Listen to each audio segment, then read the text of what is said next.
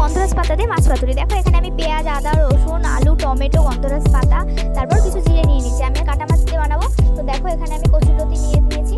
তো এগুলো ধরো এখন পেস্ট করে নিচ্ছি। এখন পেস্ট হয়ে গেছে। এবার মাছ, কচুরলতি, তারপরে কেটে রাখা আলু, টমেটো, এবার পেস্টগুলো আমি এক এক করে সব দিয়ে দিয়েছি। দেখো এখানে পরিমাণ মতো লবণ, হলুদ সব দিয়ে দিয়েছি। এবার দেখো ভালো করে এটা মেখে নেবো। দেখো এখানে মাখা হয়ে গেছে। এবার প্যানে হচ্ছে আমি কলা পাতা দিয়ে দিয়েছি। হাতে কিছুটি তেল দিয়ে আমি দিয়ে দিই যাতে মাছগুলো না লেগে যায়।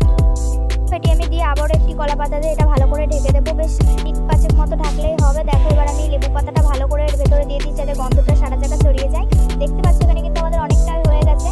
তো দেখো আমি আরও একটি কলা পাতা দিয়ে দেখো এবার আমি প্যানে